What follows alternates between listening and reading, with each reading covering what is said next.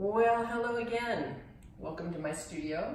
Maybe you can pan that a little bit each way. So this is where I work and play and see my patients and put together classes, and it's all good. So this is the second video in the series of fluidity, power, and release. And these are just the add-ons to the first video that's entitled Fluidity, also on YouTube. What we did on Sunday was really dive into feeling our deeper being, and we used as an anchor a lot of sensation and calling in this psoas muscle. So sometimes it's really nice to just look at a picture of the way it attaches to the lumbar spine and then goes behind all of your organs, sneaks out over the edge of the pelvis and attaches on the inner thigh. So that you can, pull up a picture of that on, on the internet if you want to look a little bit more closely.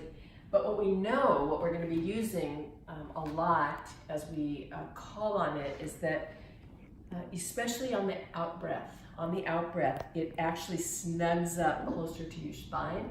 And this is what creates that subtle, awesome core stability that we were able to feel. When it does that, it calls in a lot of other muscles. More of the cylinder, the transversus abdominis, the pelvic floor, the multifidus, the inferior serratus, the quadratus lumborum. I mean, it goes on and on. But we're going to focus on this deep muscle to call in our power. We did a few things, though, to add on to the fluidity things we didn't have time for in February. I list here so I don't forget.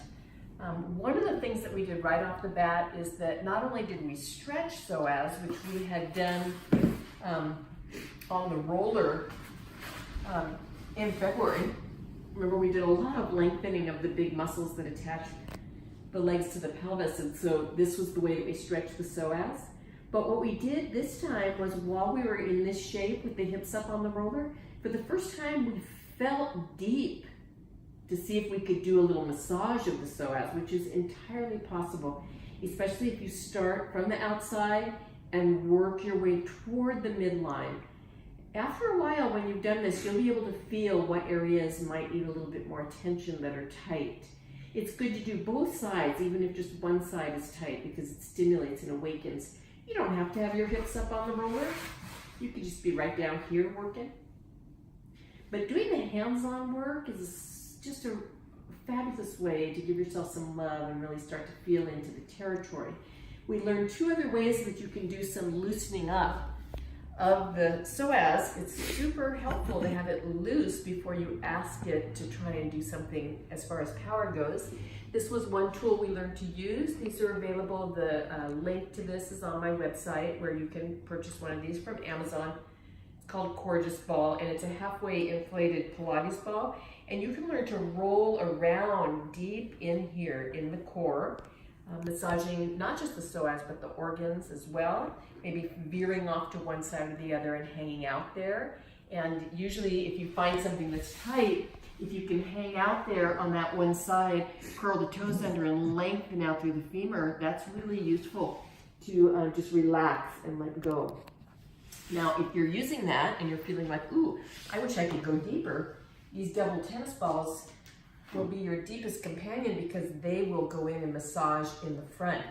In the workshop coming up in April, we're going to be using these for the back body, but we used them on the front body this time by lying right below that last rib and then working our way all the way down to the pubic bone. And it looks something like this, but of course the way that you make it up will be even better.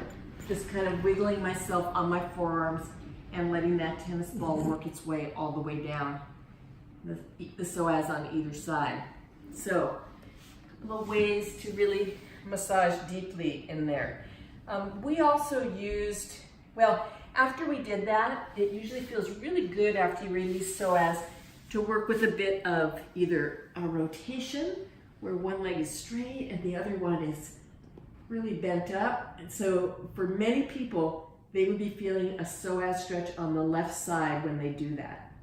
If you don't feel that and you want a good stretch on that psoas after you've worked it, getting those hips up on the roller like I showed before and having one leg straight will give you a good stretch. Arm up overhead, even better.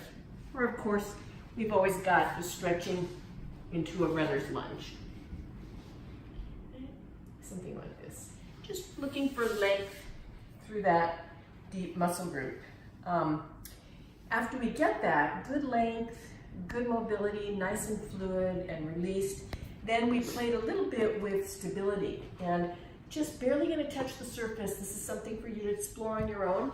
If you have a Pilates ball like this, something unstable, it makes it come alive pretty fast because just getting yourself situated on the ball and not wobbling is, you're starting to work here. But the work is exhaling, really allowing that psoas to come to center. You can work with just that every exhale. Psoas snugs up to the spine. Toward the end of that exhale, if you're able to pick up one foot and not wobble, that's the call. And that not wobbling is going to come the better that you kind of snug up that psoas to center. Usually the two sides are very different. I'm weaker on this side. Ooh, it takes a lot more concentration for me to do that. If that's simple, you could work your way into some leg extensions. If that's easy, you might think about doing this and maybe some of this. You can do this without the ball, exact same way. It's a little bit more of a stretch to really feel it. You have to bring your focus to the sacrum and really hold steady and not allow yourself to do this.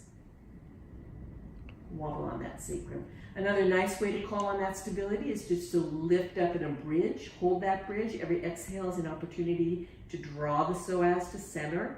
You might even think at the end of the exhale, oh, what would it be like if I picked up one foot? Watch what happens when I pick up this foot. I fall down. So when I work on that, I don't actually pick up the foot. I just exhale, draw things to center, and think about picking up the foot, and that's plenty of work. So good ways to activate in here. There's so much more you can do, but that's a good start. So activation and toning and really feeling our sense of power here. We used that, of course, and then went into the dance with that. This video is just the stuff we did with the rollers and the balls. We also released around the hip. We had already released around the shoulder blade. That's on the other video. But around the hip, there's 3 areas that really appreciate your attention. Right at the waist, which is above the pelvic bone. You can rock back and forth with any kind of ball. You can use one of these spiky balls. You can use a tennis ball, a handball, whatever you find. And then everybody loves being in here. And then another place that we visited was in sitting, rocking over to the sit bone, putting the ball outside of the sit bone, pressing into the hands and feet, and then allowing yourself to sink into the deep rotators there. Ooh, that's juicy. And you can just move around a little bit and see what you find in there. Also, in releasing the hips, people really love the double tennis balls. They put one ball on the tailbone, the other ball on the upper sacrum, and then they work with just gliding back and forth like this. That's another way to release in those hips, thinking about hip release. Of course, after this, we got up and danced and moved our hips all around. You can certainly do that at home. These are the loosening up and power techniques. The other way that we learned to use the tennis balls, in terms of, we had already learned how to release the shins on the outside, but we learned how to use a tennis ball like this to roll and release the shins on both sides, the outside and the inside, to address some of the problems that we have in the feet. And then of course, just like in the other video, it's super useful to do a stretch where you curl those toes under. Also worthwhile to see if it's possible to sit back on the heels and get a good stretch in the front of the ankles. If that's doable, you might even lift up the knees and get more of a stretch in front of those ankles. Okay. Okay, we're coming close to the technique stuff that we did. The only other thing that we did, and this was pretty unique, we stood up, we took the tennis balls with us. We really felt Tadasana, right? This sense of, wow, how do I stand? Find that deep core support, especially on the out breath. And then take that into the world. We talked about walking with it, dancing with it, One of the ways that we found is a super good reminder about using that core when you're moving and walking. This is a little odd, but you take those balls and you bring them right up against the perineum. And by holding the balls in there, especially on the out breath, you stay activated. And so it's perfectly, totally doable to have these balls in here and be dancing or be walking, you name it, but you have to be active in the core to hold the balls in place. Every out breath is a new opportunity to find that psoas and snug it up to center. So think about getting it soft, getting it long, and then activation of the core to really find your power and expressing yourself from this place. So I look forward to seeing you again in April. See what you can get done at home with video 1 and video 2, and we will really work with release in this next session. Thank you. Bye-bye.